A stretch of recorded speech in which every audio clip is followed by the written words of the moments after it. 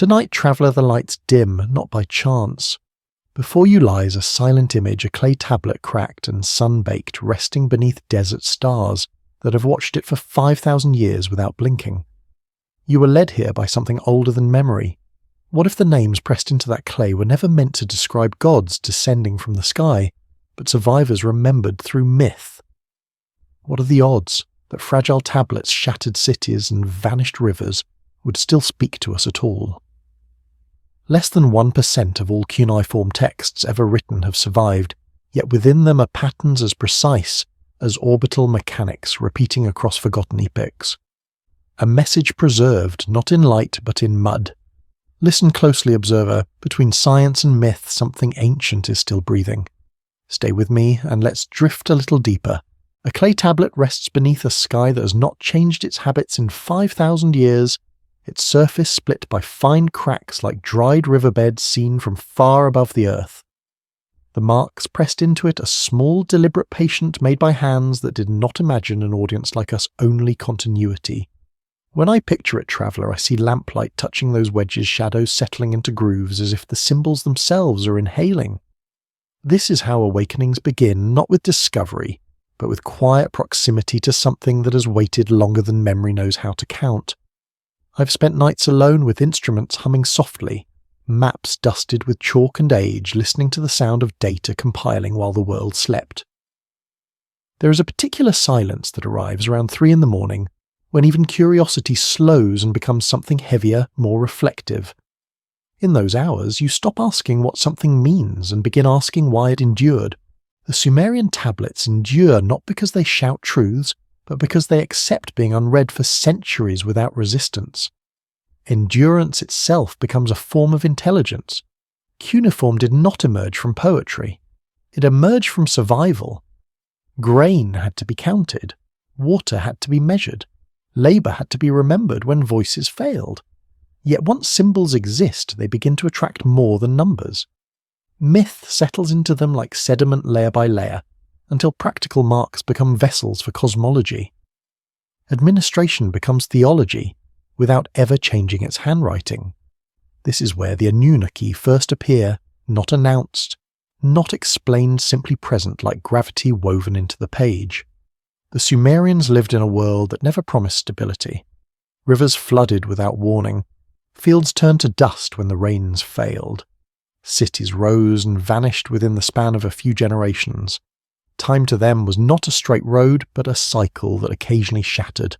In such a world, writing becomes an anchor against erasure. To record something is to resist oblivion. To name something is to ask it to stay. The Anunnaki may have been less about power and more about permanence. When modern eyes encounter these texts, impatience often follows. We want categories, gods or aliens, metaphor or history. But ancient minds were comfortable with overlap. To them, sky and soil spoke the same language. Stars were not distant objects, they were participants. Mountains were not inert, they remembered. Rivers carried intention as much as water. The Anunnaki move within this worldview not as visitors from elsewhere, but as structures of meaning that organize chaos into something livable. In laboratories and libraries, I have watched disciplines circle the same questions without touching. Archaeology describes layers of abandonment. Geology speaks of sudden climate shifts. Astronomy charts slow celestial rhythms that outlast civilizations entirely. Myth sits quietly between them, dismissed too often as fantasy. Yet myths sometimes preserve emotional truths where data records only aftermaths. Flood stories align with sediment layers. Cycles of decline echo orbital regularities. The universe leaves fingerprints everywhere, but not all of them are numerical. What if the Anunnaki were not beings to be located, but patterns to be recognized? What if they were names given to forces that survived collapse when institutions did not? Social memory, moral order, the sense that something watches continuity itself. After every reset, something must remain to explain why rebuilding matters. Myth is how civilizations compress survival lessons into stories that can cross centuries without losing shape. Not because they are literal, but because they are resilient. I think often about erosion. How stone becomes sand, not through violence, but through patience. Time does not destroy, It thinks. Every layer removed is a decision made slowly. Human civilizations erode the same way. Not all at once, not dramatically, but eventually. And yet some ideas resist erosion. They adapt, they sink deeper. The Anunnaki persist because they are not fixed. They shift roles, names, functions like constellations reinterpreted across latitudes. To sit with these texts long enough is to feel a subtle humility take hold. The realization that ancient people were not confused versions of us. They were observers of a harsher world, one that demanded attentiveness and acceptance of uncertainty. They did not expect permanence. They expected recurrence. Floods would return. Cities would fall. Memory would need guardians. The divine in this sense becomes a language for continuity rather than intervention. Tonight, observer, you are not lost in space. You are part of it. The same cosmic rhythms that guided ancient calendars still move above you, indifferent yet precise. The same earth that swallowed cities still turns beneath your feet. When you listen to these stories, something ancient in you recognizes the cadence, the comfort of knowing that not everything must be solved to be meaningful. Some mysteries are not puzzles, but companions. They walk beside us through time-changing shape as we change, never fully revealing themselves because their purpose is not revelation, but presence. The Anunnaki belong to this category. They remind us that civilizations remember themselves through symbols when structures fail. In the end, traveller, it is all right to not understand. Awakening does not demand answers. It asks only that you remain still long enough to notice what endures. Tonight the universe whispers again, and silence listens back. A field notebook lies open beside a trench, its pages flecked with dust and sunlight numbers and sketches pressed into paper the way symbols once pressed into clay. Evidence rarely arrives as revelation traveller. It accumulates quietly, grain by grain, layer by layer, until the ground itself begins to speak. In the heat of southern Mesopotamia, where the air still carries the memory of rivers that once shifted their course, evidence waits patiently for those willing to kneel. Archaeology teaches restraint. You do not rush the earth, you listen to it. Beneath a collapsed wall lies an earlier floor. Beneath the ash, another life arranged differently, as if the city had been thinking, revising itself, trying again. This is how evidence appears in the ancient world. Not as a single truth, but as a sequence of attempts. The Sumerians left behind tens of thousands of tablets, most of them unremarkable recording grain, livestock labour debts. Civilization revealing itself through routine, and yet within this mass of administration certain names repeat. Not with insistence, but with consistency. The Anunnaki do not dominate the texts, they drift through them. In legal documents, hymns, laments, ritual descriptions. They appear as witnesses, judges, overseers, evidence of belief embedded in daily life, rather than isolated in myth alone. This matters. Ideas that survive only in poetry are fragile. Ideas woven into bureaucracy tend to endure. When I first traced these references across different sites separated by centuries and geography, I felt a familiar scientific tension. The same name behaving differently depending on context. This is signal. In physics, we learn that particles behave differently depending on how they are observed. In culture, meanings behave the same way. The Anunnaki are not fixed entities. They are functions, roles assigned within a system attempting to maintain balance in a volatile world. Look closely at the cities themselves. Uruk, Ur, Lagash, Eridu. Each rose near water. Each depended on irrigation systems that demanded coordination and trust. Flood control is not merely engineering. It is social agreement made physical. When those agreements fail, cities fracture. The evidence shows cycles of construction and abandonment, expansion and contraction. Civilization breathing in geological time. The Sumerians did not experience progress as a straight ascent. They experienced it as fragile equilibrium. This is where myth becomes evidence of another kind. When texts speak of divine councils, assemblies of beings, tasked with maintaining order, they mirror human institutions struggling to do the same. Courts, temples, administrations. The Anunnaki reflect an awareness that order requires maintenance, that chaos is not evil, merely constant. In this sense, gods become metaphors for systems that must persist beyond individual lives. Evidence of how societies externalize responsibility when it grows too large to carry alone. Scientific data supports the instability these myths encode. Paleoclimate records reveal abrupt shifts around the late 4th and early 3rd millennium BCE, changes in monsoon patterns, river avulsions, salinization of fields, environmental stress written into isotopes and sediments. When agriculture fails, belief systems adapt. They always do. The Anunnaki may represent not invaders, but continuity mechanisms responding to repeated environmental shock. I have watched instruments record slow oscillations in climate proxies, curves rising and falling with indifferent elegance. The planet does not hurry. It resets. Evidence suggests ancient people sensed this intuitively. Their stories warn not of apocalypse but of recurrence, destruction followed by reordering, collapse followed by judgment, rebuilding guided by remembered patterns. In this light, the Anunnaki resemble custodians of memory rather than creators of catastrophe. Even the language itself carries evidence. The word derives from roots associated with lineage and authority, not movement or arrival. Children of the sky god, not travellers from elsewhere. Language preserves intention more faithfully than speculation allows. To read these words carefully is to feel modern assumptions loosen. The texts do not point upward toward the stars in search of origin. They point inward towards social order and cosmic alignment. What fascinates me most is what the evidence does not show. No descriptions of machines, no references to tools beyond human capability, no materials out of place, no sudden technological leaps without precedent. Progress unfolds incrementally exactly as human innovation tends to do.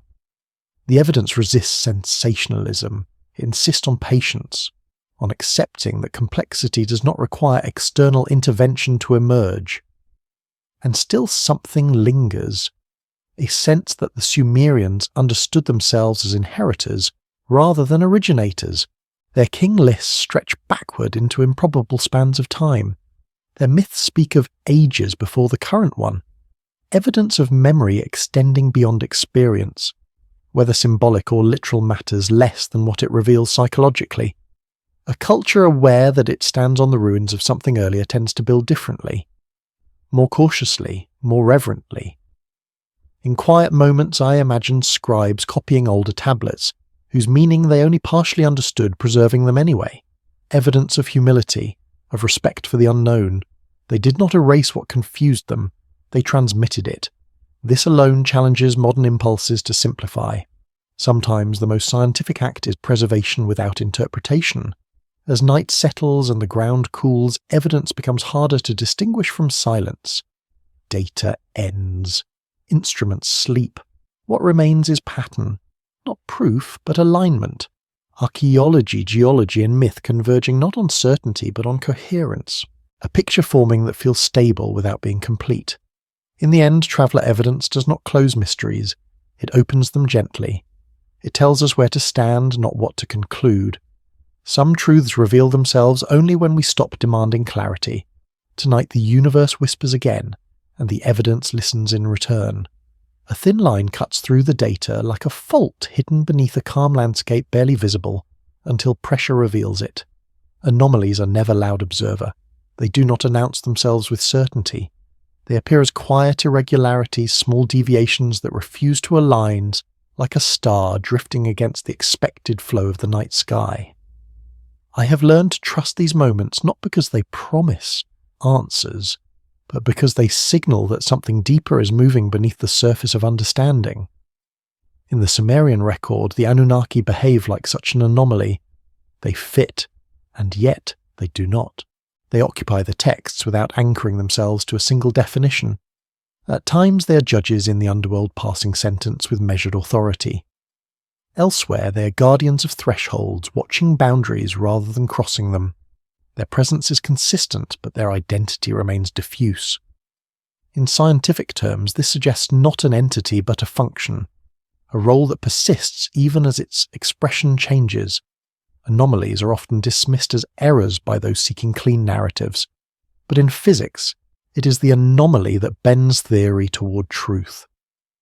Mercury's orbit refused to behave according to Newtonian expectations, and from that refusal emerged relativity. In the same way, the Anunnaki resist both the category of literal gods and the modern fantasy of extraterrestrial engineers. They occupy a third space, uncomfortable, unresolved, and therefore instructive. Consider the Sumerian king lists where reigns stretch backward tens of thousands of years long before the archaeological record can support such durations. These are not mistakes in arithmetic. They are signals.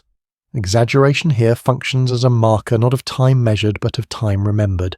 An age before the present order, a different phase of the world. In geology, we recognize epochs not by calendar dates but by shifts in pattern. Ancient writers may have done the same through narrative scale. The anomaly deepens when we compare myth to environment. Mesopotamia was a land shaped by instability. Rivers shifted course. Floods erased settlements. Soil salinization crept slowly, silently reducing agricultural yield. These pressures created cycles of collapse and reorganization visible in the archaeological layers. Yet the myths do not describe random destruction. They describe judgment order imposed after chaos systems restored by councils and decrees. This suggests psychological adaptation, a way to frame uncontrollable natural processes within a structure that preserves meaning.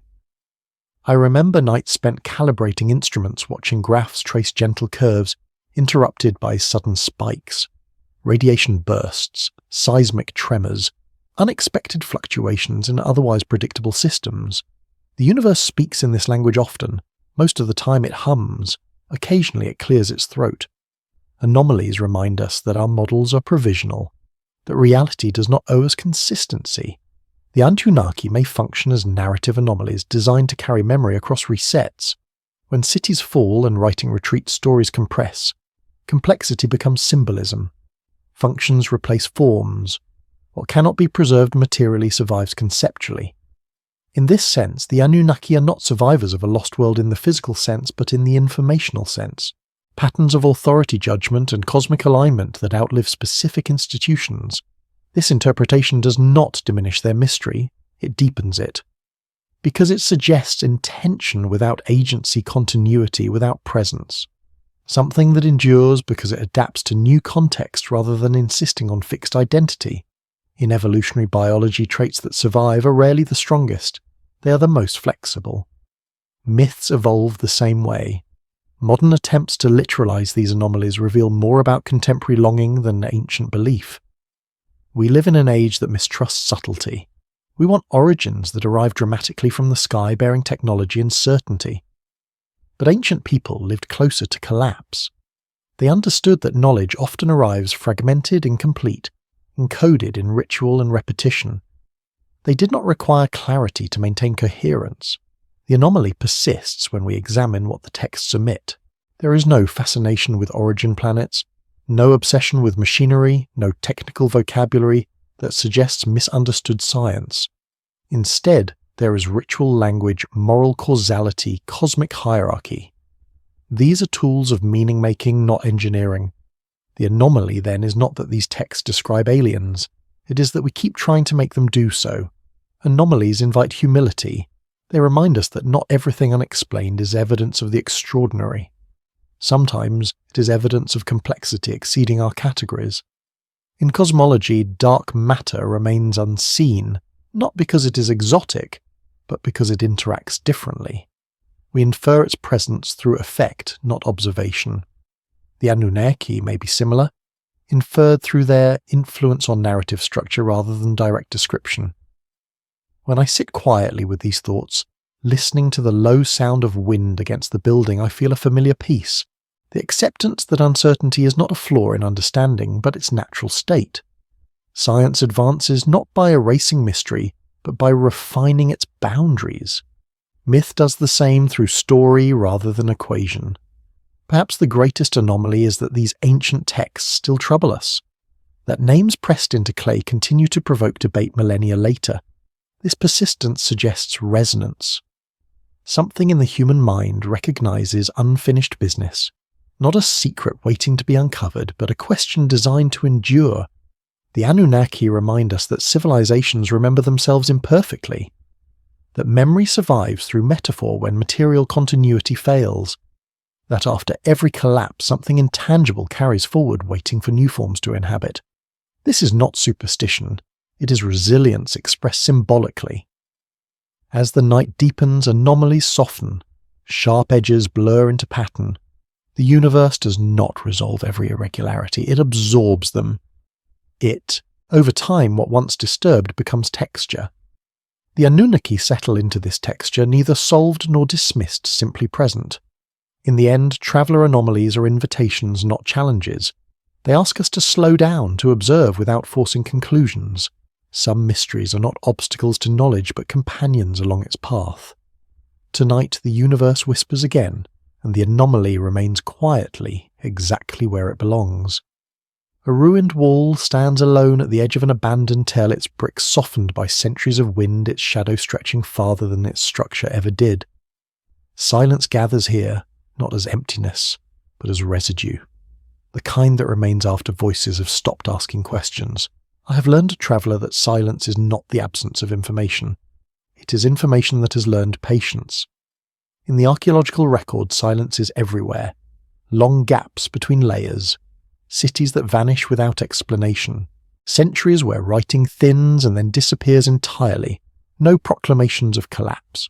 No final messages, just absence. For a long time, scholars treated these gaps as failures of preservation, but silence itself can be evidence. When systems break down, they do not announce it.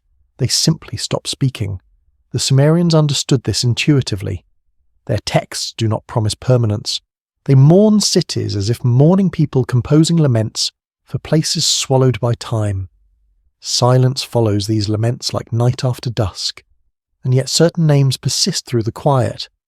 The Anunnaki appear even when kings change, when dynasties fade, when cities are abandoned and rebuilt elsewhere. This persistence within silence suggests not dominance but embedding, something woven deeply enough into thought that it does not require constant articulation. In science, silence often precedes discovery. Before a signal is detected, there is noise, then filtering, then stillness. Only then does a pattern emerge. Astronomers search the cosmic background radiation not for flashes but for uniformity broken ever so slightly. Meaning hides in quiet deviations. The universe speaks most clearly when it whispers. There are nights when instruments report nothing unusual, no spikes, no anomalies, just baseline readings humming steadily. These nights are not failures, they are confirmations of stability. In the same way, long periods of mythic silence may reflect cultural equilibrium, times when stories did not need revision because the world for a while made sense. The Anunnaki fade in and out of focus depending on what a society needs to express. During times of upheaval, they judge. During times of rebuilding, they assign order. During times of peace, they recede. Silence is not forgetting. It is compression. Information stored in potential rather than expression. Like energy held in a field rather than released as light. I think often about how modern culture fears silence. We fill it with speculation, with noise, with narratives that demand constant stimulation. Ancient cultures were more tolerant. They lived with unanswered questions daily. Whether disease, death. Silence was familiar. Perhaps this is why their myths leave space. They do not explain everything. They gesture then step back. Geological silence mirrors this. Between catastrophic events lie long stretches of apparent calm. But beneath the surface, plates shift. Pressure builds. Time thinks. When release comes, it feels sudden only because we ignored the quiet work preceding it. Civilizations experience silence the same way. Beneath apparent stability, forces accumulate. When the Sumerian texts speak of councils of gods deciding fate, they reflect an awareness that decisions happen unseen. That outcomes are prepared long before they manifest. Silence becomes a stage where future events rehearse. The Anunnaki inhabit this space neither acting nor absent, simply present within the pause. There is comfort in this interpretation. It suggests that meaning does not vanish when words stop. It waits. In my own life, I have learned that the most significant insights rarely arrive during active analysis. They surface later, during walks, during rest, during moments when attention loosens its grip. Silence allows integration. The long silences in the record may mark resets, periods when knowledge retreated into oral tradition, ritual gesture. Writing is fragile. Clay survives only by accident. Silence may conceal as much as it erases. We should be cautious about assuming absence of thought where we find absence of text. Anunnaki myths survive because they do not insist on presence. They tolerate disappearance. They return when conditions allow. This flexibility mirrors natural systems. Species go dormant, seeds wait underground, ice advances, retreats, silence is not death. It is strategy. As night deepens, sounds soften. The world narrows to breath and heartbeat. In this state, silence becomes audible, a low-frequency hum beneath thought. The same hum ancient people felt beneath stars unpolluted by light. They did not rush to name it. They lived with it. In the end, traveller silence teaches humility. It reminds us that understanding does not require constant articulation. Some truths operate best unspoken, guiding behaviour without explanation. The Anunnaki endure in silence because they are not answers. They are reminders that order persists even when language fails. Tonight the universe whispers again, and then grows quiet. And in that quiet, something ancient listens. A wide plain stretches beneath a pale dawn, its surface smooth enough to hide what lies below, as if the land itself has learned discretion. Beneath that calm skin, older worlds sleep. I imagine standing there in the early hours traveller when the air is cool and sound travels farther than it should, knowing that every step presses lightly on layers of time that never agreed to be remembered. This is the beginning of a forgotten epoch not marked by monuments but by what remains unseen. Civilizations prefer to imagine their origins as beginnings, a first city, a first king, a first word pressed into clay. But the deeper one studies, the more those beginnings dissolve into continuations. Archaeology rarely uncovers clean starts. It finds reuse, foundations built atop foundations, tools refined rather than invented, knowledge inherited, altered, misunderstood, but never entirely lost. A forgotten epoch does not vanish. It thins, disperses, and waits for new shapes. The Sumerians themselves seemed aware of this. Their myths speak of ages before the present order times, when the boundaries between realms were different, when authority flowed from sources no longer accessible. These stories are not detailed histories. They are compressions. Like light bent by gravity, the past distorts as it passes through time. What emerges is not accuracy but influence. I have traced flood layers in soil cores that align uncannily with mythic memories. Not one flood, but many. Repeated inundations that erase settlements, forced migrations, rearranged landscapes. Each event small in planetary terms, devastating in human ones. Over generations, these experiences fuse into narrative. The flood becomes singular because memory seeks coherence. Epochs collapse into symbols. In this context, the Anunnaki appear less as characters and more as anchors. They provide continuity across disruption. When one world ends and another begins, something must bridge the gap. Names do that work. They carry authority forward when institutions fail. They survive resets not because they are protected, but because they are adaptable. Forgotten epochs leave subtle traces, architectural techniques that appear suddenly fully formed yet show no gradual local development. Social structures that assume prior complexity.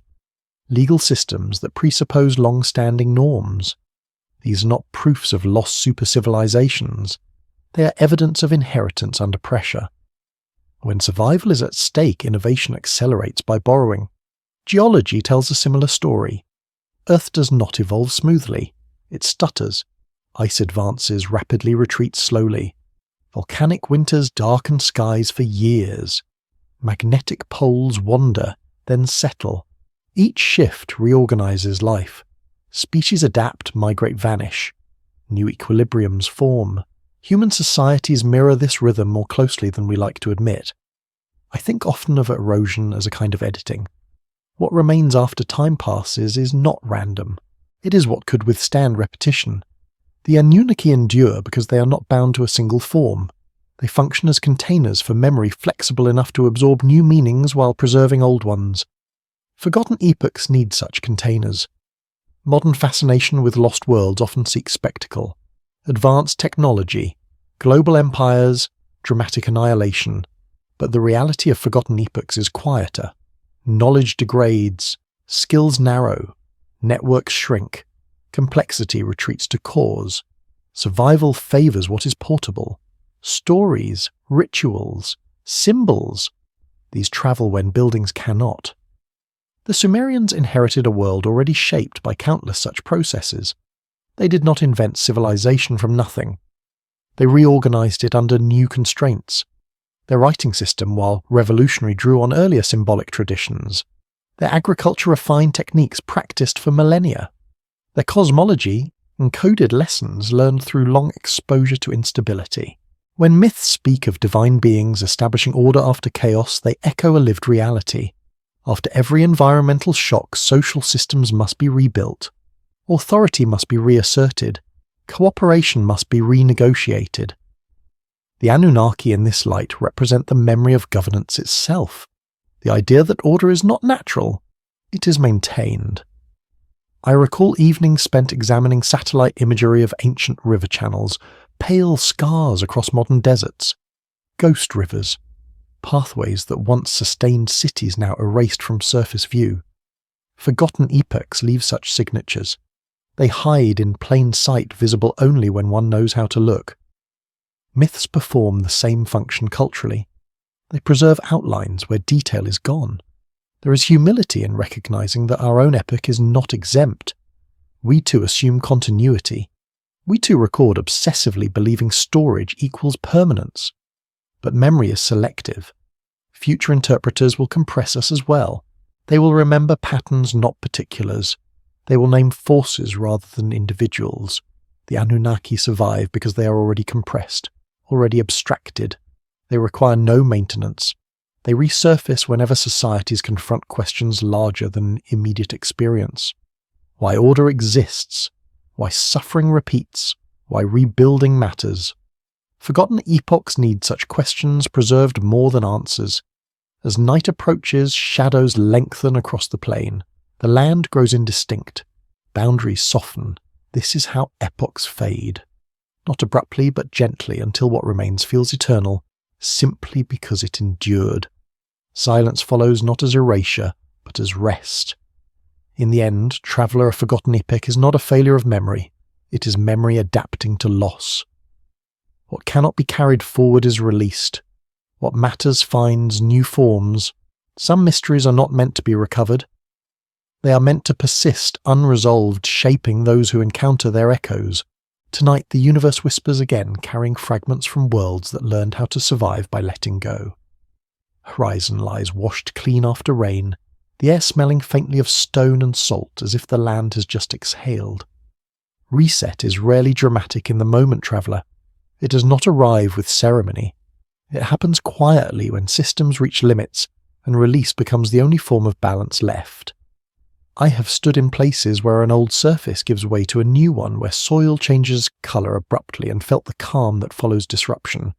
The planet does this often. We simply notice it late. In scientific terms, a reset is not an ending. It is a reconfiguration. Energy redistributes. Structures simplify. Complexity retreats to what can be supported under new conditions. In ecology, forests burn and return altered. In climate systems, currents shift and settle into different rhythms.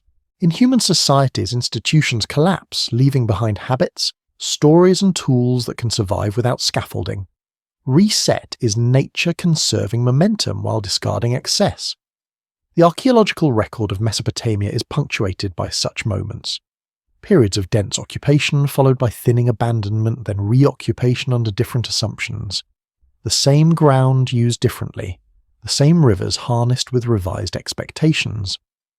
Writing systems simplified, then expanded again. These are not signs of failure. They are signatures of adaptation. I remember watching climate models run overnight lines on a screen tracing futures that diverge sharply with small changes in input. Temperature thresholds crossed feedback loops engaged equilibria redefined. The realization was unsettling and calming at once. The system was not fragile, it was responsive. Earth does not cling to states that no longer serve stability. It moves on. Ancient people lived with this knowledge intimately. Floodplains taught them that permanence was illusion. Their myths reflect this. When stories describe divine assemblies deciding fate, they encode the idea that order is negotiated repeatedly. That authority must be reaffirmed after disruption. The Anunnaki within this framework appear not as bringers of catastrophe, but as witnesses to transition. They do not cause the reset. They preside over what follows. Reset narratives appear across cultures separated by oceans and millennia. Floods, fires, ages of darkness, renewals. These are not coordinated memories of a single event. They are responses to a recurring pattern. When systems grow too rigid, they break. Reset restores flexibility. Myth becomes a way to integrate trauma into continuity. In Mesopotamia, environmental stress likely forced repeated resets. Shifting rivers abandoned irrigation networks. Salinization reduced crop yields. Trade routes reoriented. Power centers moved. Each change required reimagining social order. The divine world mirrors this process. Gods rise and fall in prominence as cities do. Authority migrates. The Anunnaki remain because they are not tied to any single configuration. They are the concept of oversight itself. I find comfort in this perspective. It removes malice from collapse. Reset is not punishment, it is correction. The systems adjusting to new realities. The anxiety modern minds project onto ancient myths often reveals our own discomfort with uncertainty.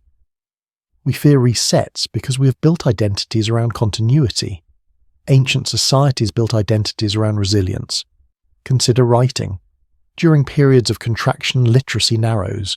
Administrative complexity reduces. Fewer tablets are produced. Knowledge concentrates in fewer hands. Yet when conditions improve, writing returns drawing on older traditions preserved through ritual and training. Reset compresses knowledge but does not erase it entirely. The Anunnaki myths survive these compressions because they are adaptable. They do not require precise transmission. Geology offers parallel lessons. After mass extinctions, life rebounds not by recreating what was lost, but by exploring new possibilities. Mammals flourished after dinosaurs because ecological space opened. Human societies do the same after collapse. New forms emerge informed but not constrained by the past. Reset creates opportunity by reducing complexity to manageable scales.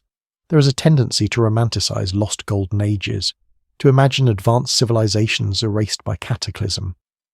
But the evidence suggests something subtler. Progress is uneven. Knowledge is cumulative but fragile. Reset does not wipe everything clean. It trims, it selects. What remains is what can function under changed conditions. The Anunnaki then may represent the memory of this selection process, the idea that some principles persist regardless of configuration. Balance, judgment, allocation of roles, maintenance of order. These principles outlive specific institutions because they are necessary for any society attempting to rebuild after disruption. I have sat with ancient maps, their coastlines distorted by projection and guesswork, and thought about how many times shorelines themselves have shifted. Sea levels rise and fall, settlements drown or emerge, reset redraws geography, human memory struggles to keep pace, myth steps in to preserve meaning when accuracy fails. Modern science increasingly recognizes that abrupt change is the rule, not the exception. Ice core data shows rapid temperature swings. Volcanic records reveal years without summers. Solar variability influences climate subtly but persistently. The Earth system is dynamic, sensitive, interconnected. Reset is inherent to its operation. Ancient narratives intuitively grasped this. They framed Riaets as moral or cosmic because that language provided coherence. Today we frame them as feedback loops and thresholds. Different vocabularies describing the same phenomenon. Neither diminishes the other. Both attempt to make sense of instability. When myths describe humanity created to relieve divine labor, they encode an understanding that maintenance is costly. that systems require work to persist. After reset, labour must be redistributed. New arrangements must be justified. Myth provides that justification. It explains why rebuilding is necessary and meaningful. There is also an ethical dimension. Resets expose inequality. Those with resources survive differently than those without. Ancient societies encoded lessons about fairness and duty into their cosmologies. The Anunnaki as judges reflect this concern. They symbolize accountability beyond immediate power structures, a reminder that order carries responsibility. As night deepens, I think of how resets feel subjectively, confusing, disorienting, quietly frightening, yet also clarifying. When excess falls away, essentials remain visible. Breath, shelter, cooperation, meaning simplifies. Ancient people lived closer to this edge. Their myths reflect acceptance rather than denial. Modern culture often treats reset as failure. Ancient culture treated it as phase, something to endure, learn from, and move through. The difference matters. It shapes how societies respond to stress, whether they cling or adapt. The Anunnaki endure across resets because they are not solutions. They are frameworks. They hold space for reorganization. They remind societies that order is not given once. It is negotiated repeatedly with environment, with each other, with time itself. In my quieter moments, I imagine scribes after a collapse, copying fragments of older texts they barely understand, preserving names whose full context is gone. They do this not out of certainty, but out of respect. They sense continuity matters even when clarity does not. Reset humbles us. It strips away illusions of permanence. It teaches patience. It invites reimagination. Ancient myths understood this. They did not promise an end to resets. They promised survival through them.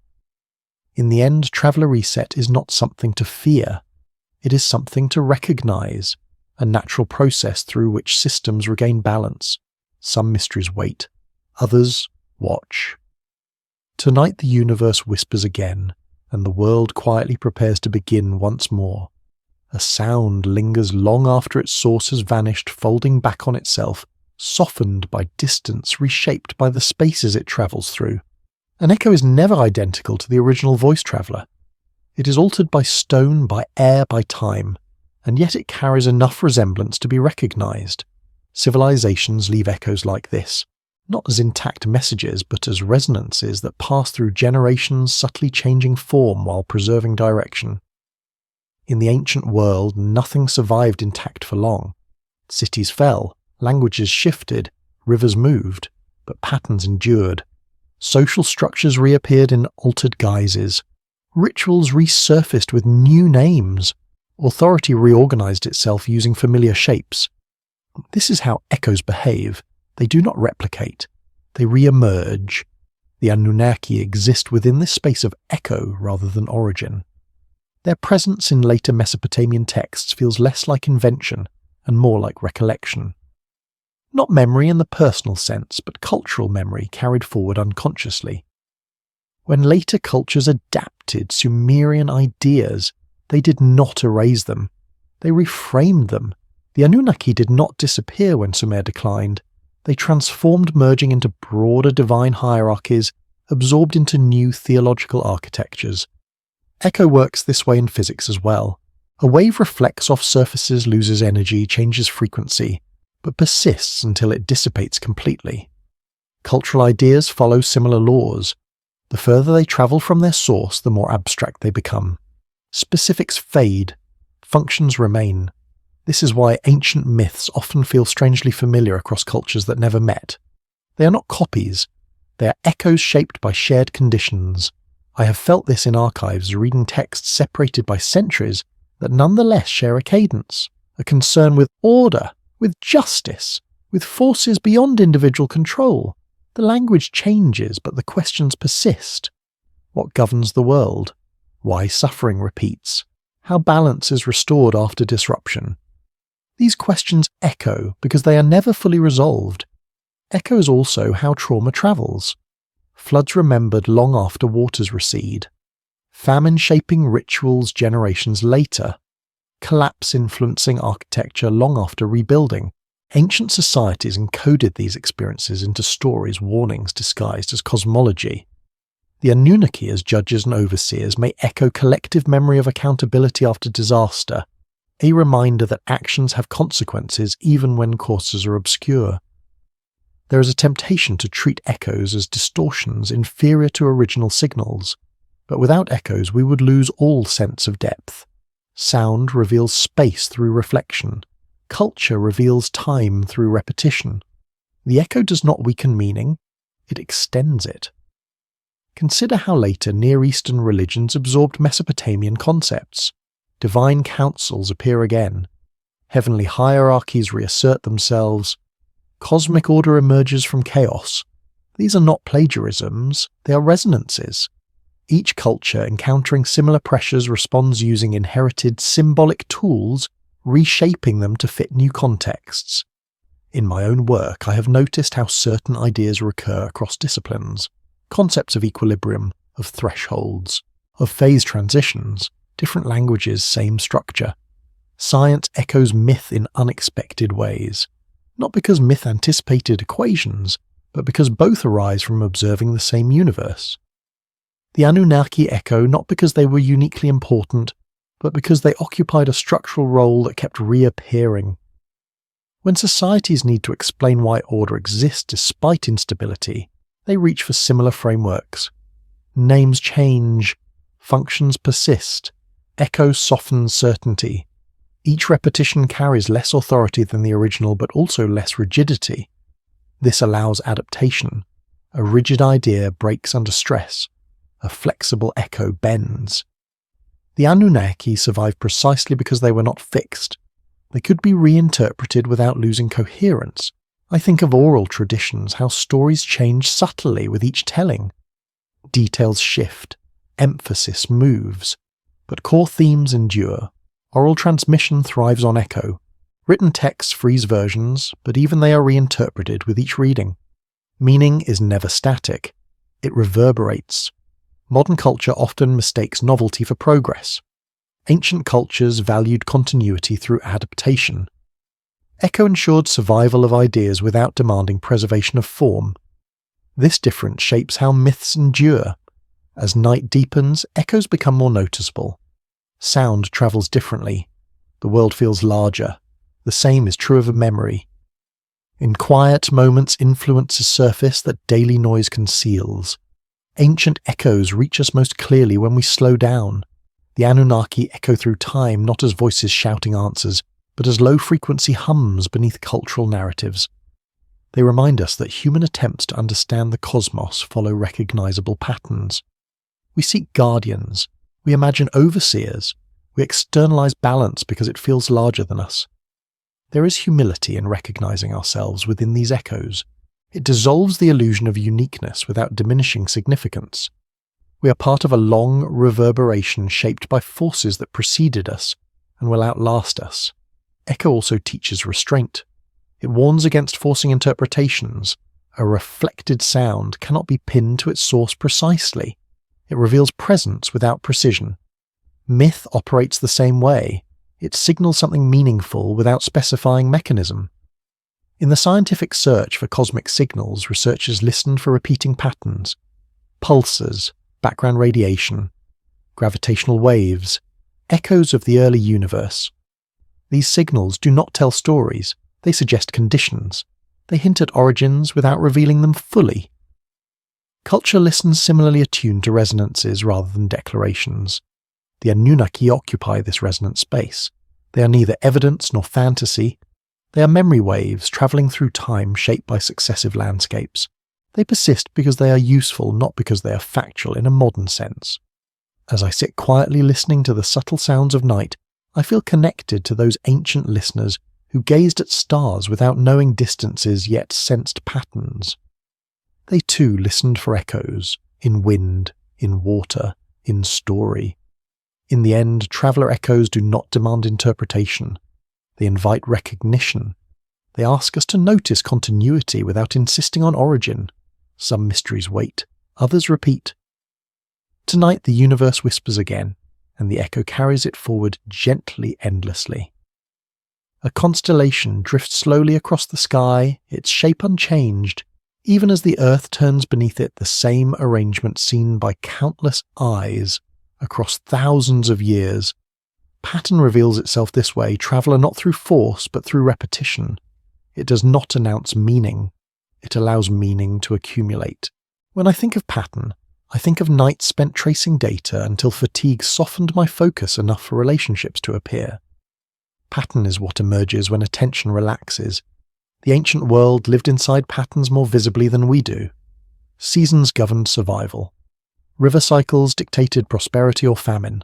The sky returned to itself with dependable indifference. Pattern was not abstract. It was intimate. To ignore it was to risk everything. The Sumerians watched the heavens not out of curiosity alone, but necessity. Their calendars aligned labour with light ritual with recurrence. In such a world view, order was not imposed, it was recognised. The Anunnaki fit into this recognition. They are not singular agents, but recurring structures within narrative. Wherever systems required explanation beyond individual will, similar figures appeared: judges, watchers, administrators of balance. This pattern repeats across cultures because the need repeats.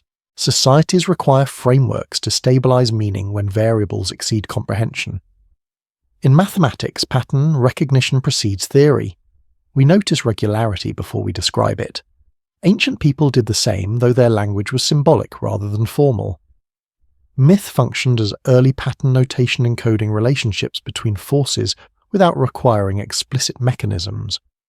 The Anunnaki occupy such encoded space. They stand where abstraction meets story. I have watched time series data stretch across screens, oscillations repeating with slight variations, never identical, never random. Climate cycles behave this way. Solar activity follows rhythms that drift but persist. Even chaotic systems reveal structure when observed long enough. Pattern does not require predictability, it requires continuity. Mythic patterns operate similarly. Floods recur, order follows chaos, authority shifts, reasserts, redistributes. These themes appear not because cultures copied each other, but because they responded to shared constraints. Human societies everywhere contend with instability. Pattern emerges as response. The Sumerians formalized pattern through observation. Their base 60 system reflects celestial cycles. Their division of time mirrors planetary motion. These choices were not arbitrary. They aligned human activity with cosmic rhythm. In this context, gods become personifications of pattern. The Anunnaki embody stability within flux. Modern interpretations often miss this because we separate science and story. Ancient minds did not. Pattern unified them. A star's movement, a river's flood, a city's fall all participated in the same logic. To speak of divine order was to acknowledge pattern operating beyond individual control. I find it calming to sit with this idea. That meaning arises from recurrence rather than explanation, that something can be true without being explicit. Pattern reassures without instructing. It tells us what tends to happen, not why. There is danger in forcing pattern where none exists, but there is equal danger in dismissing pattern because it lacks precision. The Anunnaki persist not as proof of something hidden, but as indicators of how ancient people organized experience. They mark where complexity demanded symbolic compression. In geology, strata reveal pattern without narrative. Layers repeat sequences of deposition, erosion, deposition again. Each layer records conditions, not intentions. Yet together they tell a story of environment over time. Myth does the same for social and psychological landscapes. The Anunnaki are layers in that stratigraphy. I have felt the quiet satisfaction that comes when disparate data sets align unexpectedly, when tree rings correlate with ice cores, when orbital calculations match sediment layers. Pattern feels like recognition rather than discovery, a sense that the universe has been consistent all along. Ancient cultures likely felt this too. When myths resonated with lived experience, they endured. When they did not, they faded. Pattern acts as natural selection for ideas. Those that align with reality persist. As night deepens, stars sharpen. Patterns become easier to see. The same sky that once guided agricultural calendars now calms restless minds. Pattern soothes because it suggests reliability amid change. The Anunnaki understood through pattern lose their strangeness. They become familiar, not because we fully grasp them, but because we recognize their function. They sit where human attempts to understand order underscore attached to cosmic rhythm. In the end, traveller pattern does not solve mysteries. It frames them. It offers continuity without closure. Some mysteries aren't meant to be solved, only observed. Tonight the universe whispers again, tracing its patterns, slowly inviting us to notice and then to rest. A dim horizon appears before dawn, not sharp enough to alarm, yet heavy with implication. Warning rarely arrives as noise, traveller. It comes as pressure, as repetition, as something that has happened before and is quietly preparing to happen again. I have learned this from instruments left running through the night, recording slow deviations that mean more than sudden spikes. The universe does not shout its cautions, it whispers them patiently. Ancient myths often feel like alarms to modern ears, but to their creators they were records of recurrence. A flood was not a single event. It was a memory encoded against future loss. A collapse was not punishment. It was expectation shaped by experience. The Anunnaki, when read closely, stand at these fault lines. They do not threaten. They observe, judge, rebalance.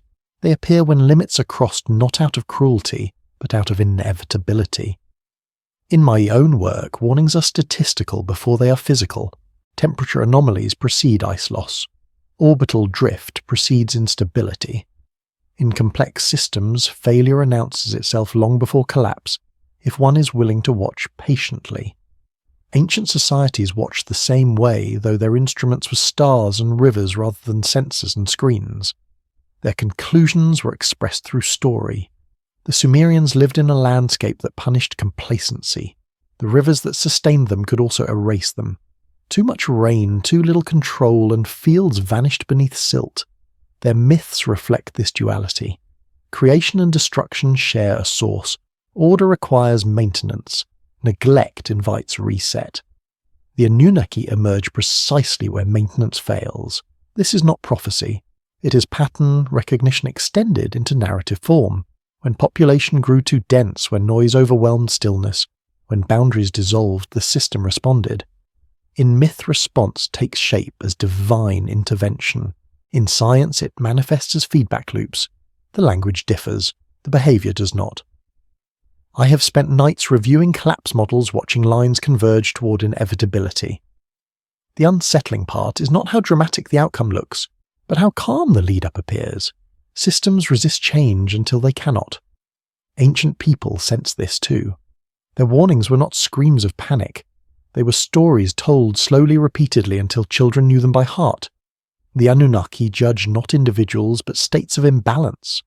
They do not act from emotion. They act because something has exceeded tolerance. In this way, they resemble natural law more than moral authority. Gravity does not punish a falling object. It completes a process already underway. Modern culture prefers to frame ancient warnings as superstition. But superstition is belief without observation. These myths were belief grounded in long memory.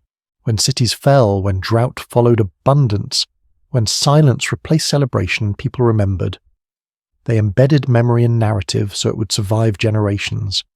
There is a temptation to read these stories as threats directed at us.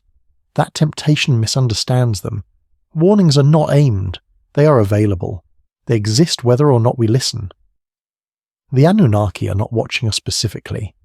They represent the fact that systems watch themselves. In climate science, we speak of thresholds, points beyond which recovery becomes difficult or impossible. Ancient myths describe similar moments, though without numbers. A boundary crossed, a balance broken, a consequence unfolds. The language is different, but the logic aligns.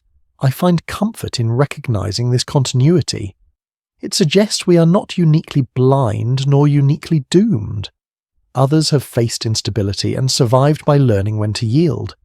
Myths were not meant to induce fear. They were meant to cultivate attentiveness. The warning embedded in the Anunnaki narratives is subtle. It is not about punishment from above. It is about responsibility within. When humans forget their position within larger systems, imbalance follows. The gods intervene not to dominate but to restore proportion. I've noticed how often modern discourse avoids the word limit. We speak of growth endlessly, as if expansion has no cost. Ancient cultures understood limits intimately. Their warnings remind us that sustainability is not moral preference, it is structural necessity. In astronomy, stars collapse when fuel balance shifts.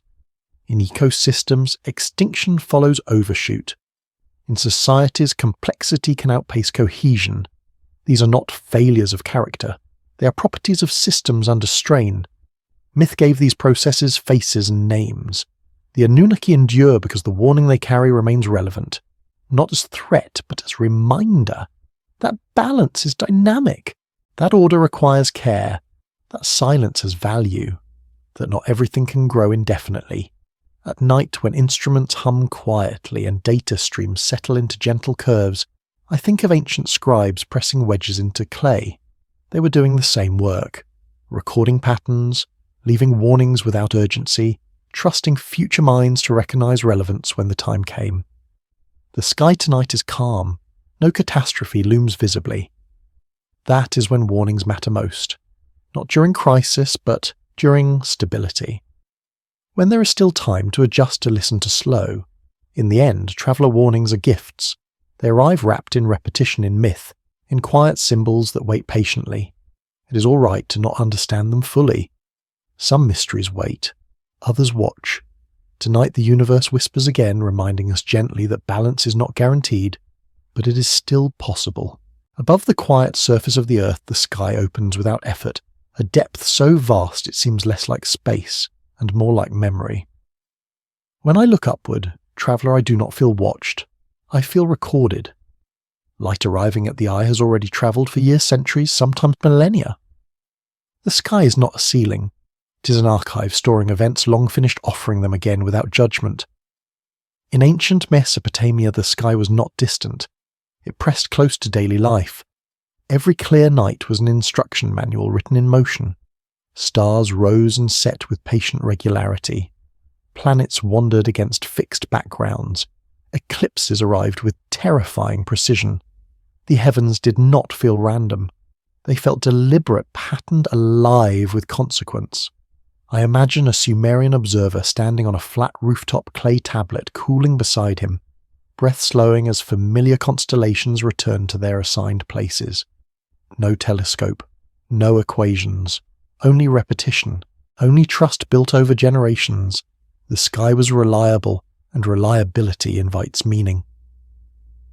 In modern observatories we still wait in darkness. Instruments hum softly while sensors drink ancient photons. The technology has changed, but the posture has not. We remain still beneath something larger than ourselves, hoping to notice what persists. The sky continues to reward patience more than ambition. Astronomy teaches humility through scale. Even the nearest star lies beyond practical reach. Our sun is ordinary, our planet fragile. Yet patterns connect everything. Orbital mechanics bind chaos into rhythm. Gravity folds matter into structure. Expansion stretches space without tearing it apart. The universe organizes itself gently over unimaginable spans of time. Ancient cultures expressed this organization through narrative. Gods governed the sky, not because they flew among stars, but because the sky governed life. Rain followed cycles. Seasons returned. Catastrophes could be anticipated if one watched carefully. To name these forces was to acknowledge dependence. The Anunnaki, when viewed from this altitude, resemble stellar administrators, not beings inhabiting space, but representations of cosmic order translated into human language. They appear where the sky intersects destiny, where celestial timing alters earthly outcomes.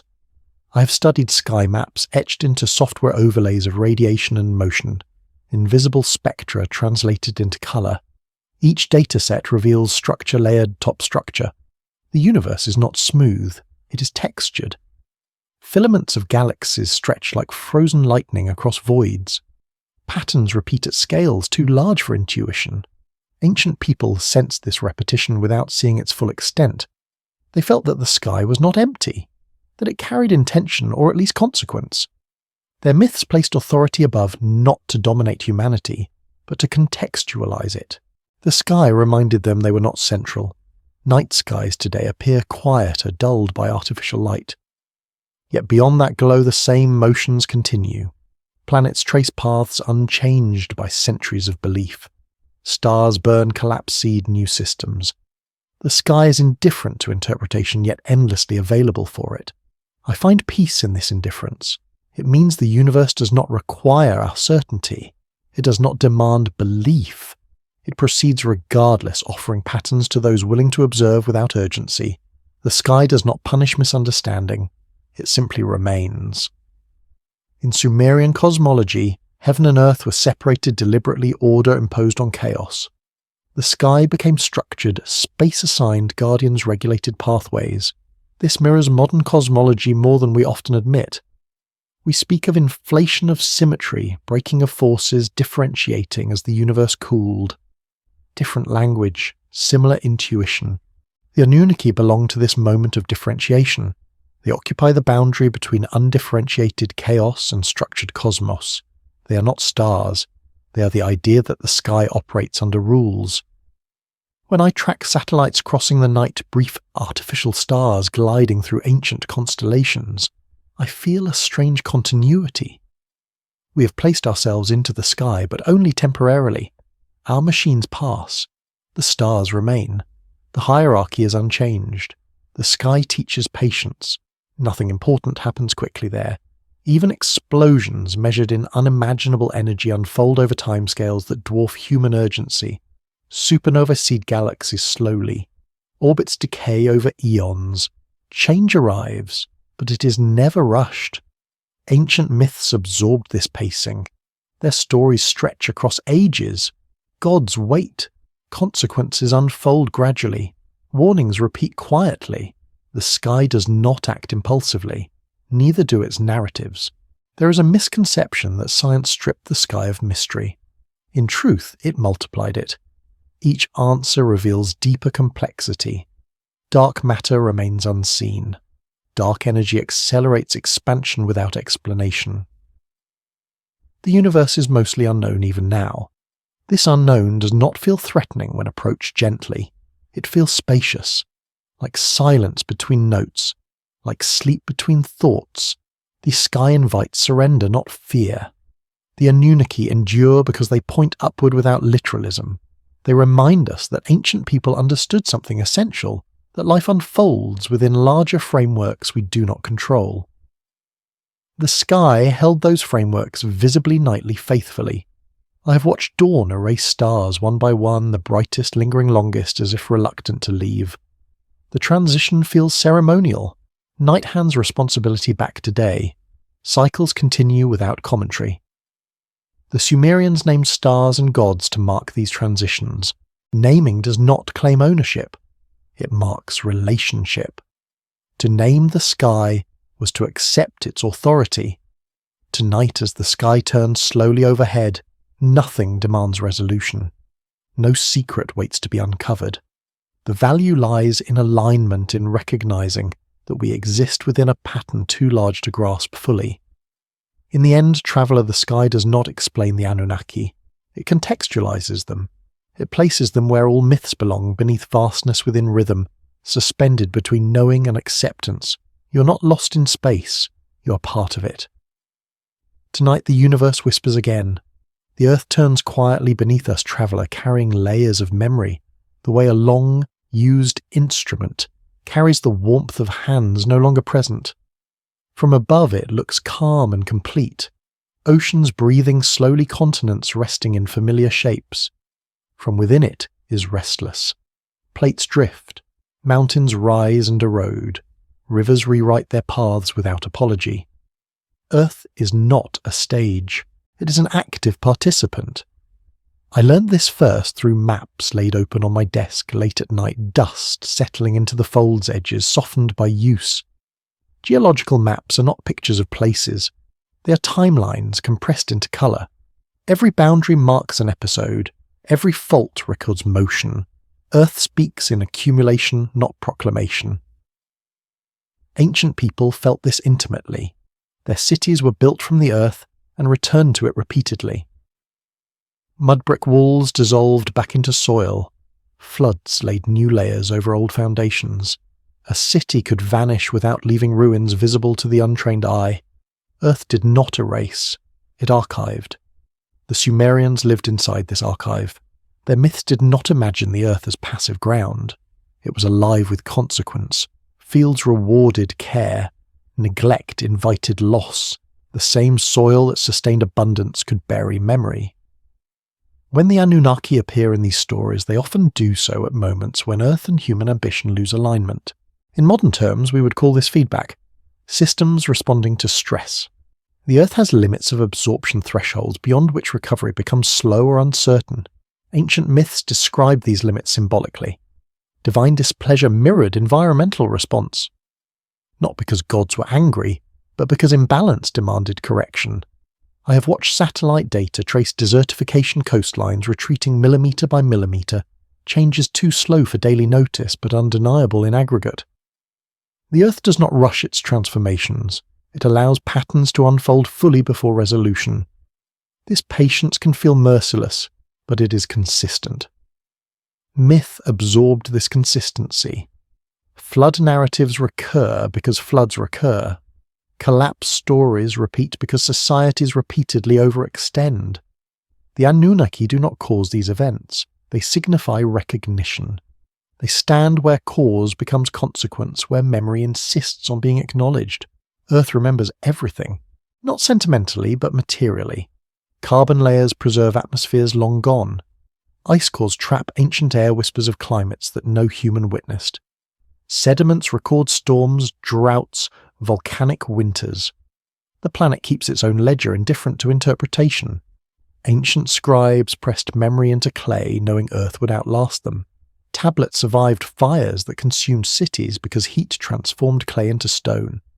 Destruction became preservation. Earth participates in paradox this way, turning loss into endurance. I find this reassuring. That nothing is entirely erased. That even collapse contributes to continuity. Earth does not judge intent, it responds to action. In this sense, it is closer to law than to morality. The Anunnaki as judges mirror this impartiality. Modern culture often frames Earth as a resource. Ancient cultures framed it as boundary.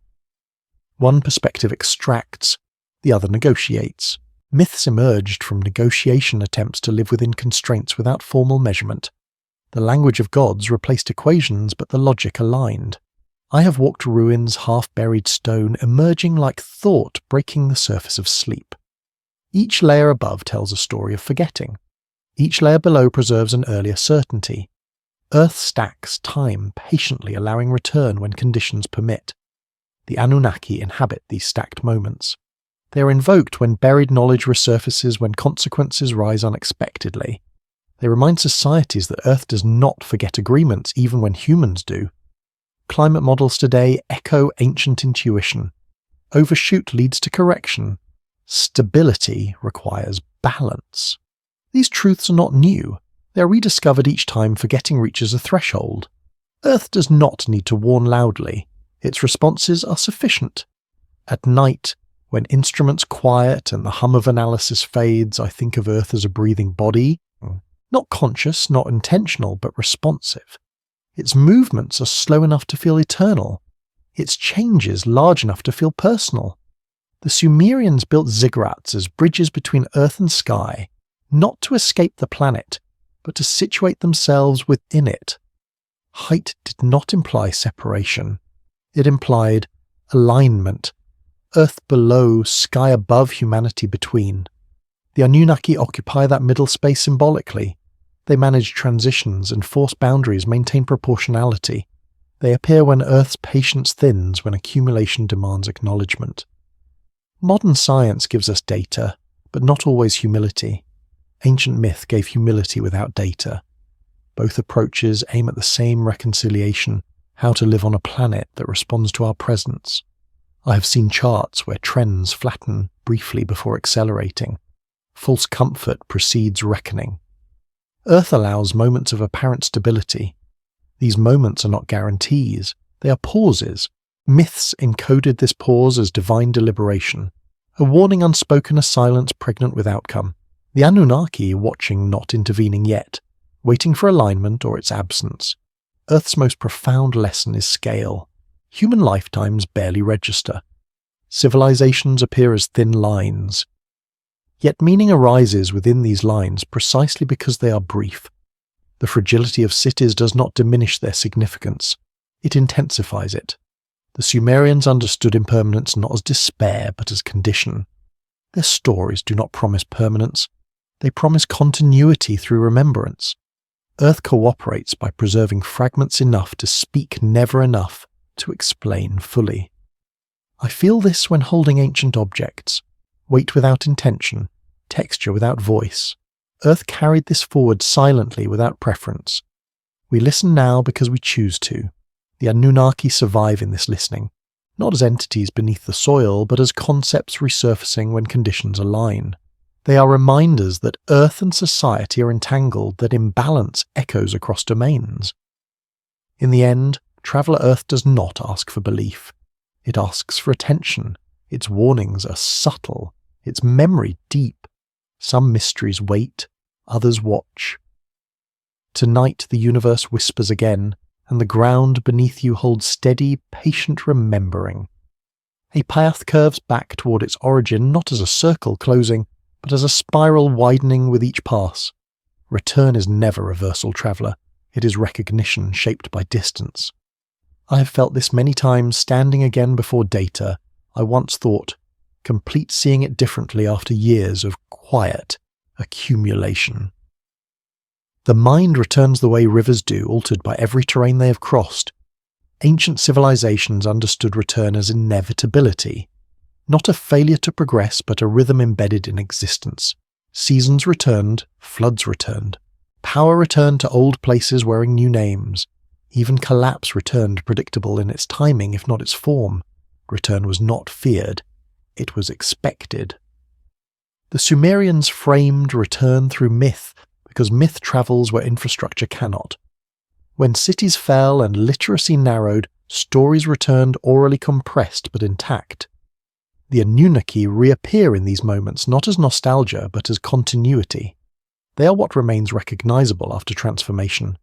In scientific observation, return appears as periodicity, cycles repeating with variation, pendulums swinging through familiar arcs, orbital paths tracing ellipses endlessly. Return does not imply sameness. Each pass occurs under slightly different conditions. This is why it matters.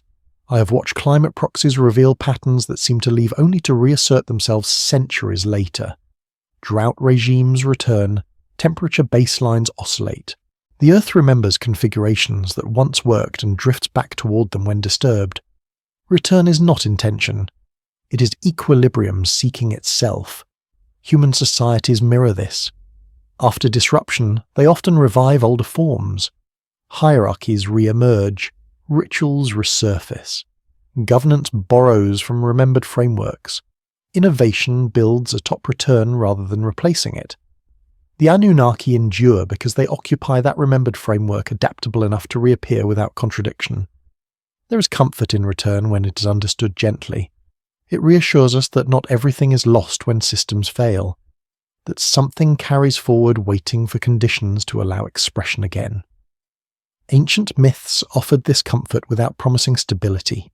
Modern minds often equate return with stagnation. Ancient minds equated it with wisdom. To return to what endured was to choose resilience over novelty. Myth preserved what proved durable. I've noticed this in my own habits. Returning to notebooks years later, finding questions that never resolved but still felt relevant. The return did not diminish them, it deepened them. Time adds context, not closure. The Anunnaki function this way. Each return invites reinterpretation. They mean something slightly different to every era that encounters them. Not because their nature changes, but because the questions around them do. In archaeology, layers tell stories of return. A city rebuilt on the same footprint streets following old alignments, walls rising where walls once stood. Memory embedded in place.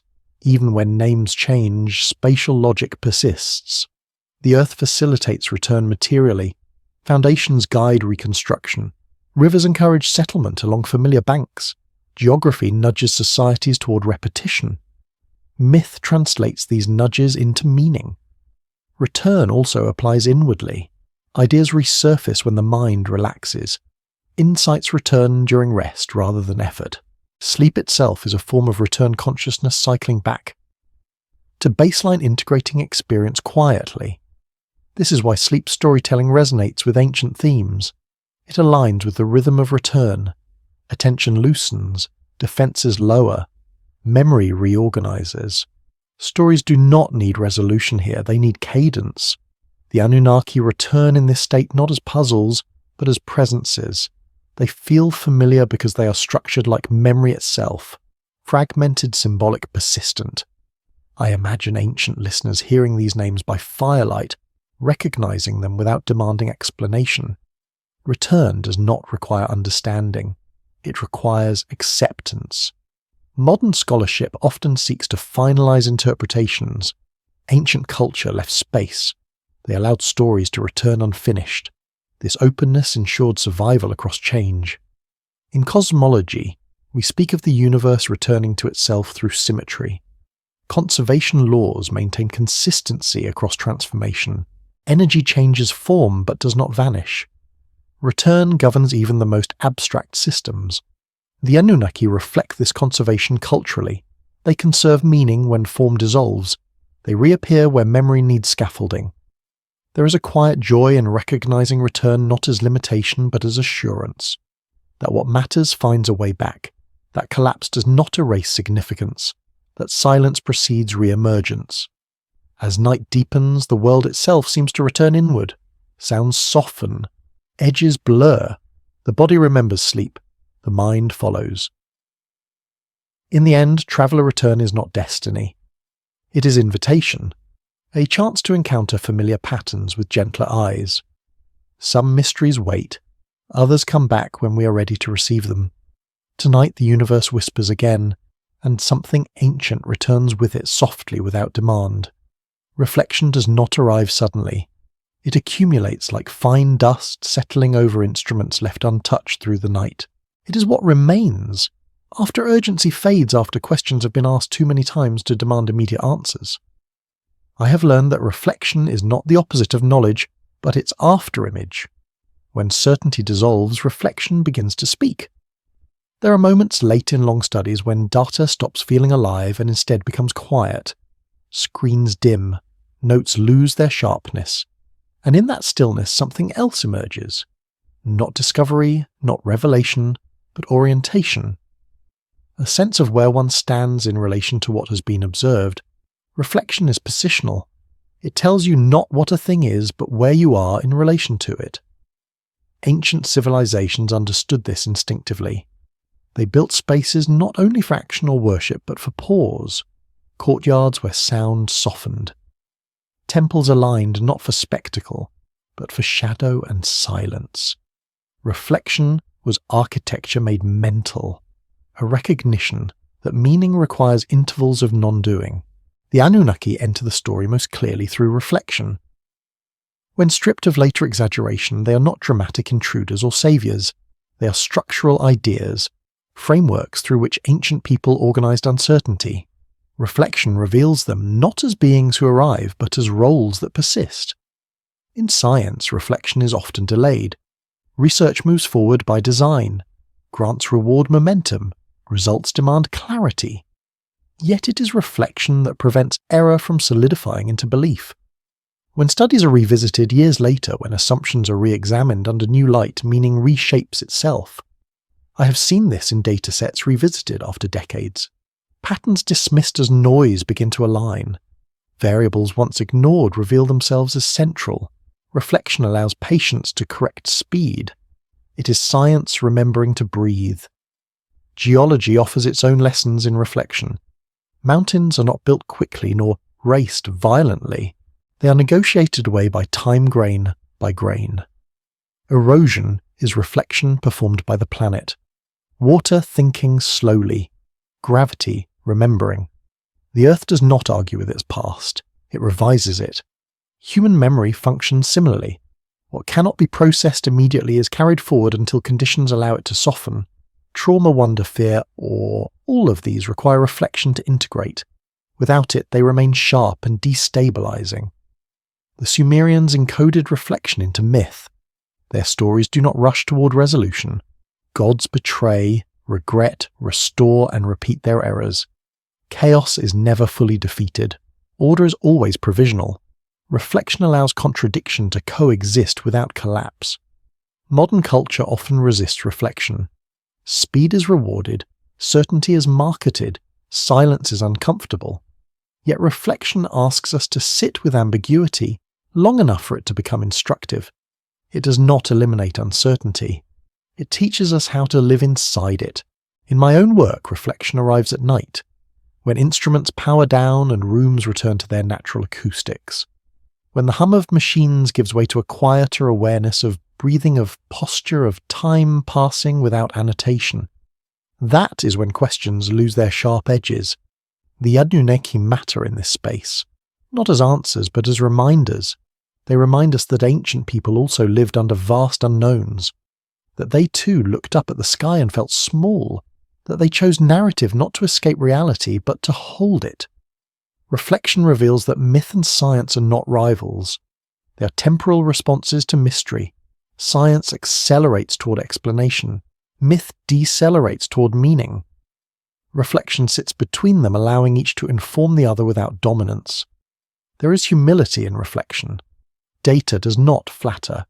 Time does not validate ego. The longer a question persists, the more it resists ownership. Reflection teaches that understanding is always shared between observer and observed. Ancient texts survive because they were reflective. They were written not only to instruct but to endure. They anticipated future readers who would not share the same gods, the same fears, the same landscapes. Reflection allowed flexibility. Flood myths are reflective documents. They acknowledge loss without erasing continuity. They encode memory of collapse while preserving structure. Reflection transformed disaster into narrative, making survival transferable. In this sense, the Anunnaki are reflective artifacts. They compress social order, cosmic anxiety, and moral structure into symbolic form. They are memory stabilized long enough to cross millennia. Reflection also reframes apocalypse. What appears as end viewed reflectively becomes transition. Geological extinction events create space for new complexity. Cultural collapse strips systems to essentials. Reflection reveals continuity beneath rupture. Human history is a series of resets softened by reflection. Writing survives when cities fall. Mathematics persists when empires dissolve. Stories outlast institutions. Reflection preserves what functioned when structure failed.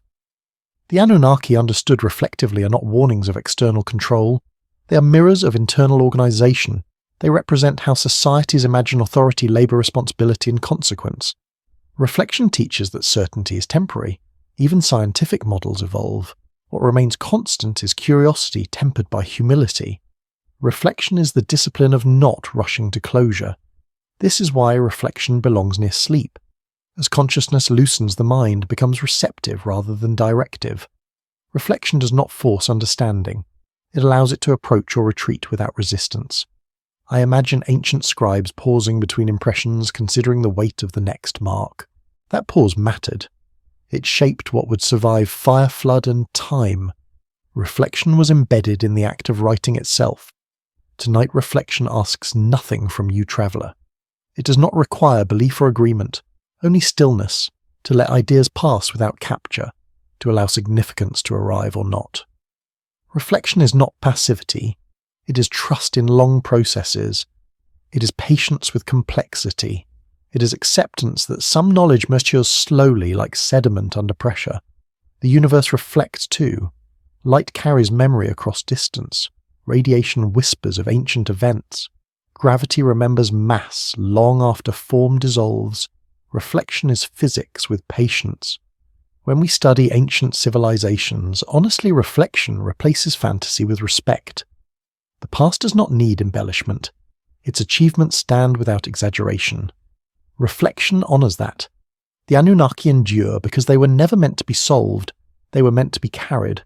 Reflection is how they travel through time without breaking. In reflection, fear softens. Mystery becomes companion rather than threat. Questions lose urgency but gain depth. Reflection allows wonder without demand. As this journey slows, there is no need to conclude. Reflection resists final statements. It prefers open endings. It leaves space. In the end, listener reflection is not about understanding everything. It is about accepting what remains unknown without anxiety. Some mysteries wait. Others watch. Tonight the universe whispers again, and it is all right to not understand. Sleep is not an ending. It is a threshold where vigilance loosens and patterns rearrange themselves without effort. As attention softens, the mind stops demanding resolution and begins to accept continuity. I have learned that descent is not falling. It is settling like sediment, finding its level after long disturbance. There is a moment before sleep when thought becomes weightless. Ideas drift rather than collide. Memory loses its sharp outlines and blends into atmosphere. In laboratories, this is the hour when instruments are silent and results wait patiently for morning. In the body, it is when breath slows and the nervous system remembers an older rhythm. Ancient people understood descent intuitively. Night was not feared as absence, but respected as passage. Fires were banked, not extinguished. Stories were told softly, not to instruct, but to accompany the descent. Sleep was a shared migration into quiet. The Anunnaki at this hour no longer stand as figures. They dissolve into background architecture. They become the scaffolding of thought rather than its subject. Descent removes the need to define them. It allows them to remain as presence without narrative demand. I've spent many nights listening to rooms breathe. Walls expand and contract with temperature. Buildings settle. The earth exhales. Descent aligns the body with these subtle movements. Sleep synchronizes us with processes that do not require attention. Science acknowledges descent in its own language. Neural oscillations slow. The default mode network shifts. Memory consolidates not by force but by replay. The brain rehearses quietly, deciding what to keep and what to release. In geology, descent is burial. Layers accumulate, pressing older stories deeper, not to erase them, but to preserve them. Pressure creates clarity. Heat reorganizes structure. Descent transforms information into stability. Human history descends in cycles. After collapse activity slows, trade routes fade, populations thin. Then in the quiet, something essential reorganizes. Descent is where civilizations catch their breath. The Sumerians wrote of underworlds not as punishment but as inevitability. A place of accounting, not torment. Descent was a phase of order, not chaos. Even gods had to rest there. As sleep approaches, the mind relinquishes authorship. Thoughts no longer need to be original or complete. They echo, they repeat, they fade. Descent is permission to stop editing experience. The Anunnaki belong to this echo state. They persist without assertion. They occupy the margins where certainty dissolves. Descent reveals that not everything meaningful needs to be understood to be integrated. I notice that during descent, the body feels heavier, while awareness feels lighter. This inversion is important. It allows the self to release control without disappearing. Sleep does not erase identity. It redistributes it. Astronomy observes descent as redshift. Light stretches as it travels. Information thins but does not vanish. Distance transforms signal into whisper. The universe descends toward quiet without becoming empty. In my notes I have written that silence is the universe thinking. Descent allows us to listen without interpretation, to hear background radiation as lullaby rather than data. There is safety in descent. Muscles unclench, defenses lower. The world does not require response. Sleep teaches trust in continuity. That systems will function without supervision. Ancient myths often end in quiet, not triumph. After battles, after floods, after creation, there is rest. Descent completes the narrative. Without it, stories would remain unfinished. The Anunnaki, when read as myth rather than spectacle, end not with revelation but with administration. They maintain. They oversee. Descent is maintenance of the self. As consciousness thins, fear loses leverage. It cannot sustain itself without attention. Descent disarms urgency. Problems remain, but they wait. Sleep places them in temporal suspension. I have watched data streams overnight knowing that nothing more would be learned until morning. That trust is descent, allowing time to do its work. The Earth descends nightly into shadow. Temperatures drop. Activity slows. Even storms pause briefly. Descent is planetary behavior. Human bodies evolved for this rhythm. Hormones shift. Repair begins. Growth occurs without awareness. Sleep is where the body solves problems the mind cannot. In descent, the need for narrative dissolves. The Anunnaki no longer ask who they were. They become how they were remembered. Descent preserves memory without burden. I imagine ancient tablets cooling after firing, placed gently into storage. Their makers trusting that future eyes would find them. Descent was built into their survival. As you descend, listener, there is nothing to carry forward, no conclusion to reach. The journey pauses itself. Thoughts may surface briefly, then sink. Let them. Descent does not require discipline, only allowance. The universe does not sleep, but it rests. Process is slow. Energy redistributes. Even stars oscillate between activity and quiet. Descent is alignment with that rhythm. It is returning borrowed attention. If there is comfort in this, it is earned. The day required effort. The night asks for release. The Anunnaki remain where they belong, not as answers, not as threats, but as quiet witnesses embedded in human memory. Descent completes the arc. Reflection dissolves into rest. Curiosity softens into acceptance. As sleep approaches fully, there is nothing left to resolve. Only continuity remains. Sleep traveler. The cosmos will keep watch. Final does not mean finished. It means released from the need to continue. In long studies, there comes a moment when additional data no longer clarifies, when the mind recognizes a natural stopping point. Not exhaustion, but completion, without closure. This is where the journey rests, not because it has nowhere else to go, but because it has arrived where stillness becomes sufficient. I have learned that endings in nature are rarely abrupt. Rivers do not stop at the sea, they dissolve into it. Mountains do not disappear, they become plains. Finality is a change of form, not a loss of substance. When we call something final, we are often naming our own readiness to let it transform. The story of the Anunnaki reaches this state quietly. Not with revelation, not with proof or denial, but with understanding that no single explanation can contain what they represent. They are not a mystery to be solved, but a boundary where questions slow down and become reflective rather than urgent. Across long nights of observation, I have noticed how the mind behaves when it no longer chases answers. It begins to organize experience differently. Details once isolated find relationships.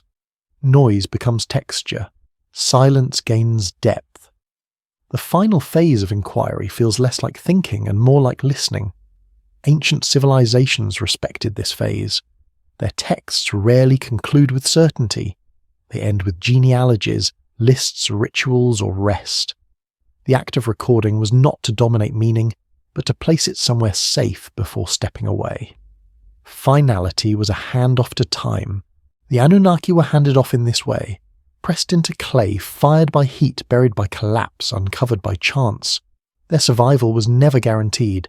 It depended on restraint, on not explaining too much, on allowing future minds to meet them without instruction. In science, the final stage of research often arrives as publication. Yet even then, true finality is withheld. Papers end with limitations, uncertainties, invitations for further study. The work is complete but not closed. Knowledge resists ownership. I think of the light leaving distant stars. By the time it reaches us, its source may no longer exist in its original form. Yet the light is real. Finality did not erase it. It carried forward unchanged in speed, altered only by distance. Human memory behaves similarly. Moments that shaped us may no longer be accessible in detail, but their influence remains. Finality does not remove impact, it distills it. The Anunnaki persist as distilled memory. They carry impressions of order, labour judgment, balance. These ideas survived because they were flexible. They adapted to new interpretations without losing their core function. Final understanding accepts this adaptability. It does not freeze meaning. It allows it to move slowly through generations, reshaping itself to fit new contexts without collapsing. I have seen this in long-term climate records. Data points separated by millennia still speak to one another. Patterns recur, signals echo, finality in one epoch becomes foundation in the next. Human history is layered with such transitions. Empires fall, languages shift, beliefs reorganize, yet structures of thought persist. Finality is never empty. The Anunnaki were never meant to be literal survivors of a lost world, nor were they simply fictional gods. They are something more subtle. They are cognitive survivors, models that endured because they addressed recurring human conditions. Final reflection reveals that ancient people were not attempting to encode secret knowledge for the future. They were attempting to survive meaningfully in their present. That their stories remain relevant is a testament to shared human architecture. In this final moment, there is no need to resolve debates. The universe does not require agreement. It accommodates diversity of interpretation effortlessly. Stars do not compete. They coexist. I have found peace in accepting that some questions serve better as companions than destinations. They orient us. They remind us of scale. They keep curiosity alive without exhausting it. The Anunnaki serve this role now. They remind us that civilizations before ours faced overwhelming uncertainty and responded with creativity rather than despair. They remind us that meaning can be constructed without certainty. Finality invites gratitude. For the scribes who wrote, for the archaeologists who recovered, for the scholars who translated, for the quiet persistence of clay and stone and time, it also invites humility. We are temporary readers of long stories. Our interpretations will change. That does not diminish them, it situates them. As sleep approaches fully, the mind no longer distinguishes between ancient and modern, between myth and data. Everything becomes texture, a shared human attempt to understand existence. Final does not demand silence, but it allows it. Thoughts slow, breathing deepens. The body releases vigilance. The mind trusts continuity. I imagine the last scribe setting down a tablet, satisfied not with answers, but with having placed something durable into the world. That gesture matters. Tonight, listener, nothing more is required of you. The questions can rest. The stories can remain open. Understanding can wait without anxiety. The universe does not rush. Neither must you. Finality here is gentle. Sleep, traveller. You're not lost in space. You're part of it. The cosmos will keep watch. The final state deepens when we allow it to extend beyond conclusion into quiet continuation. After the last sentence has been written, after the last interpretation has softened, something remains. Not content, but atmosphere. It is similar to standing in an observatory after the lights are turned off, when the instruments no longer track, yet the sky continues its motion without acknowledgement. In this extended finality, meaning behaves differently. It no longer seeks structure. It becomes ambient. Ideas float like background radiation, present but not demanding interpretation. This is the stage where understanding integrates into the body rather than the mind. I have noticed that the most enduring insights rarely announce themselves. They arrive days later, sometimes years later, embedded in habit or perspective rather than language. Finality makes space for this delayed arrival. Ancient knowledge systems were built with this delay in mind. They assumed that understanding would mature after exposure, not during it. Rituals repeated annually, myths retold across generations, meaning unfolded, slowly synchronized with lived experience. The Anunnaki were designed for such timescales. Their roles were not fixed definitions but adaptable functions: judges, administrators, guardians, titles that could survive reinterpretation without collapse. Finality preserved them by not specifying too much. Modern minds often seek closure because uncertainty feels unstable, but finality without closure is more resilient. It does not fracture when new data arrives, it absorbs it. In astronomy, we see this in open-ended models. The universe expands, but theories remain provisional. Dark matter is inferred, not seen. Dark energy is named, not understood. Finality accepts these gaps without distress. Human consciousness mirrors this structure. We live inside incomplete maps, yet we navigate effectively. Finality allows us to trust partial knowledge. I felt this most strongly when leaving a long project unfinished by design, choosing to stop not because everything is known, but because the remaining unknowns no longer threaten coherence. Finality becomes ethical restraint. The Anunnaki invite this restraint. They resist definitive classification. Attempts to force them into modern frameworks often reveal more about the interpreter than the subject. Finality protects them from misuse. Extended finality also dissolves hierarchy. Science and myth sit side by side without competition. Each contributes differently to orientation. Neither claims supremacy. As the mind descends further into rest, distinctions soften. Analysis gives way to association.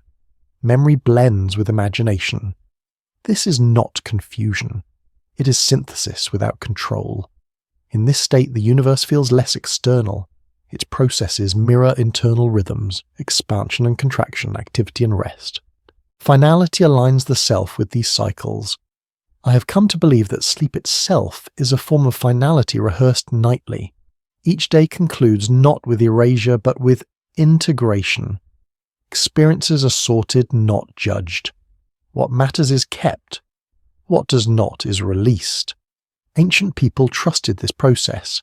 Night was not wasted time. It was essential maintenance. Dreams were not distractions. They were signals. The Anunnaki appear in dreams not as figures but as environments. Courtrooms, thresholds, gates.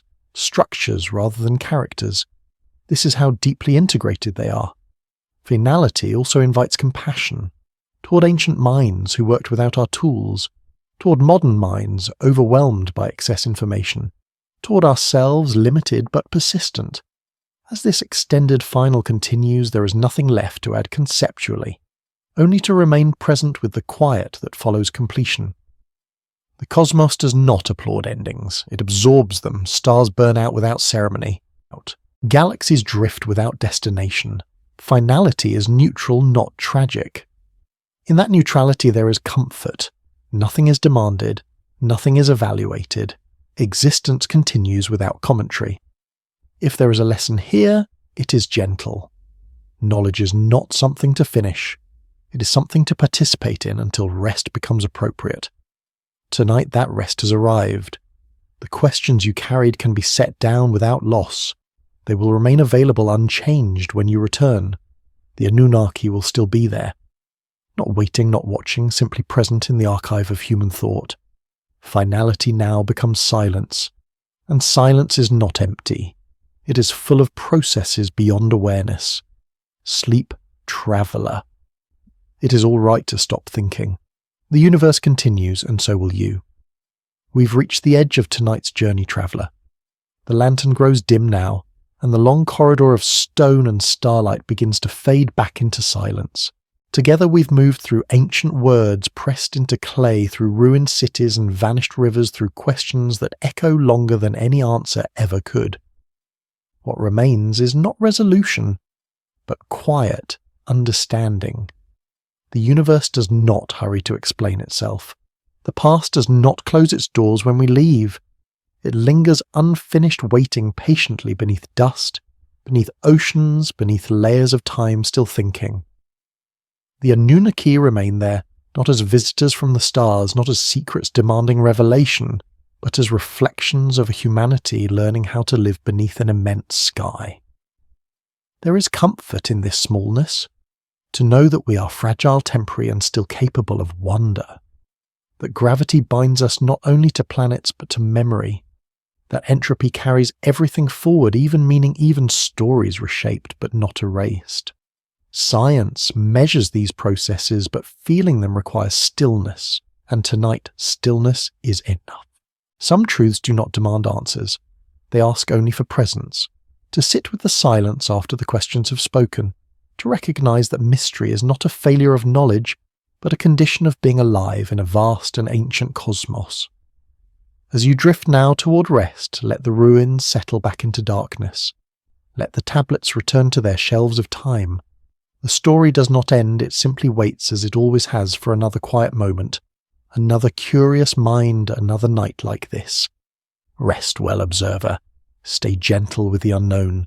The universe will keep watch.